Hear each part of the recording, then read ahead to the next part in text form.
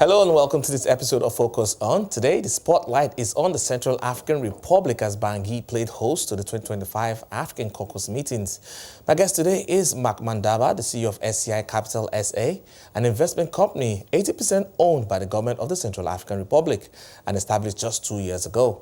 With ambitions to scale projects and attract global investors, he insists that the country is not landlocked, but rather land-linked, and a key priority for the country is the integration of the transport ecosystem.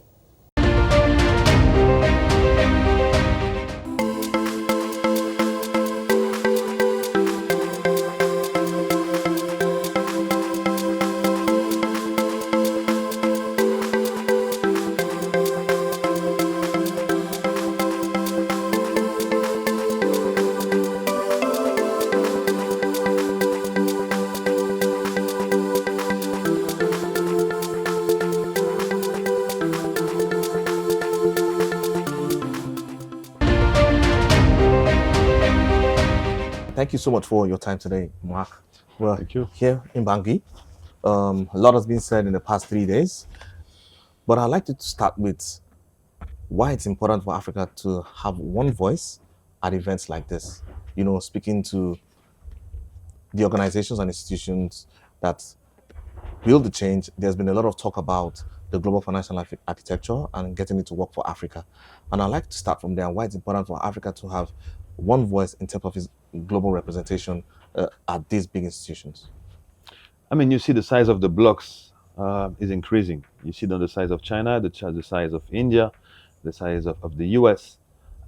Yes, we have a couple bigger economies, but if you want to wait, we have 15% of the world capital, but less than 5% of the world GDP. Yeah. So individually, we have little chance, and we are conscious that we have, very different economies. You cannot compare Libya with Zimbabwe. Yet we have enough things in common to defend this common agenda, in this great nation. I think when you talk about public debt, historical debt that we are still carrying, education challenges, and so forth. So we have enough in common to push this agenda that I think we have very little chance to address individually. Yeah, because you are quite pivotal in putting all of this together, the conversations here, curating the areas that need to be in front of these key policymakers. I'd like you to speak to that, and how you came about the areas of focus.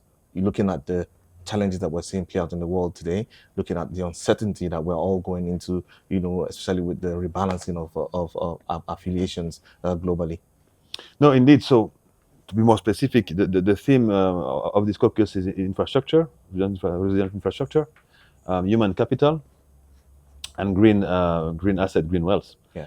And these are exactly topics that we have in common among our 54 countries, and we have to push all together. So starting with the last one, specifically, you are here in the Congo River Basin. This is the second biggest forest in the world. Yeah. And this is something, again, that CAR alone cannot push. Congo DRC even, or Congo Republic of Congo cannot push alone. It's a big agenda. The world is talking about climate change, and yet we have this second biggest forest in the world. Issues are unaddressed, I can say it. Infrastructure, the minister gave a great example of how we experienced just organizing this caucus, having to ship from different parts of the world all these goods. We experienced the infrastructure gap and the cost of infrastructure. Can you imagine that a liter of fuel for your car here is more than $2. So you have among the poorest population in the world having to pay the highest cost, maybe 3-4 times the cost of the fuel in the US.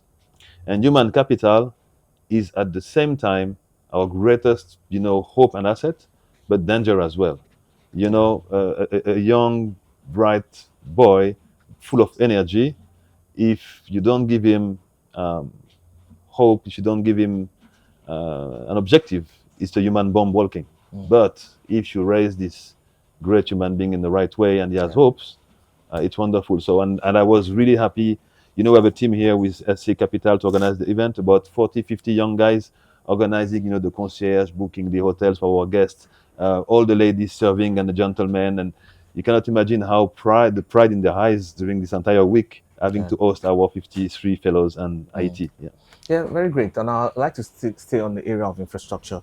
and speak to why that is very critical and pivotal if we're going to move the needle for Africa's development. Like you rightly said, we have 54 countries on the continent, all each at different stages of their growth and even infrastructure journey.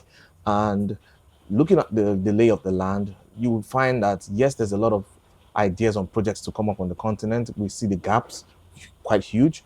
But in terms of filling that gap, some would say that the heavy lifting is in the area of project preparation. And if we get that right, that could, more or less unlock much more bigger projects happening on the continent. Let me get your view on that and how you think we should go ahead. No, you're right. Infrastructure is a very technical asset. It's very physical assets. Even if it's fiber optic cable, railway, or port, it's really engineering, right? So preparation is key. You have to do it. It's also expensive, and it takes time. Yeah. And that's the issue. The issue we are facing sometimes politically. You come to see a political leader, you explain that you need 3 years just to do the studies, and then 4 years to build the asset, like a hydropower plant, a big hydro. Yeah. You look at his term, he has 5 years before the next election. You come with a 7-year program, the door is just there, just leave my office. Yeah. It's not to blame them, it's normal, that's the game. And so at the same time, we have to be smart as developers. What can you do quickly, low-hanging fruits? Yeah. It's not only the politician, it's the population. I was just talking about these young people. They will not wait 7 years. So we need to find a way in all these infrastructure assets to deliver quickly some quick wins so people get a bit of confidence and you also fix the biggest issue while you are building a longer term. For me, that's something we can do. The rest, we talk always about development, so we can discuss a lot, but for me, that's the key that we can do to give back confidence. Is at the same time, because we know studies and preparation is long, you need to take low-hanging fruit. At the same time, you are doing some longer-term assets. Yeah, because listening to you now, two things then come to mind. One is achieving scale, and two is the urgency that is needed here. Yeah. And I'd like you to speak to these two areas. And so you see that exactly the strategy I have for SCI Capital.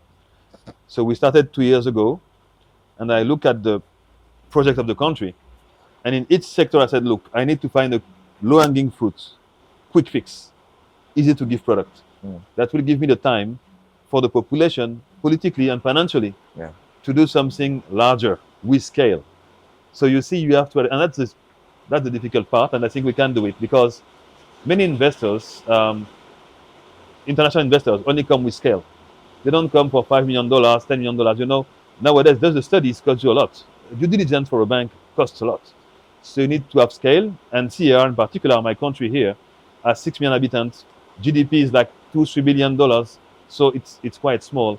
So we have to be smart indeed, and yet then we start to talk about regional projects. If you want to achieve scale, you cannot do it individually, but you can do it as a region. Yeah, you actually took the playbook off my hands because I was going to talk about, a country like this, landlocked, needs access to ports, needs access to critical infrastructure that will spearhead trade and other critical aspects of development.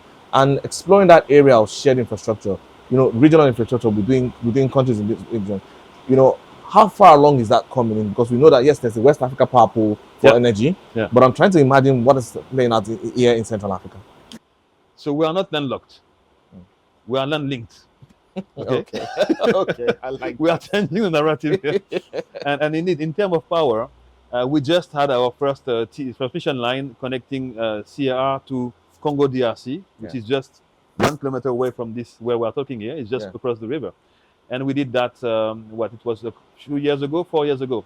So we are starting. But I think it's true in our region, the power pool is not the more integrated infrastructure. The most integrated is the roads. So the Corridor 13 right now is linking Republic of Congo, the river of Congo DRC with the river, Chad, Cameroon, and CAR. So the integration of transport is the big one now. And also technology. The new optic fiber cable that we just inaugurated 6 months ago from Cameroon is coming to CAR and to Chad. So all our data are coming to a single and shared infrastructure that is an optic fiber cable. So it is going more in infrastructure and ICT than power, but it's definitely coming there. And the next one is the Corridor 14 that will go all the way to Uganda. Because the big thing we have to do in our region is to open to the east part of Africa. to our Eastern and Anglophone countries. All right, now as we await the communique from this caucus meeting, a lot has been said in the past 3 days. But for you, what has been that biggest takeaway? What you're leaving here with? Look, for me, I was really moved by Kate Callow. Kate Callow came and explained that quite quickly, with the right willingness and strategy, you can really catch up. Because it's such a new infrastructure. AI is such a new thing, and applications can be immediate. That's the real leapfrog. You see, leapfrogging infrastructure can be difficult. You know, dragging a railway of 4,000, this takes time. Yeah. But putting a satellite and the next day you have the connection and you have AI zooming from satellite, looking at your field and optimizing agriculture, that can be done in 6 months' time. So I guess this message was for me and learning that our young generation, we don't even imagine where they are. Kate Callow was a discovery for all these people, but she's a star in the US.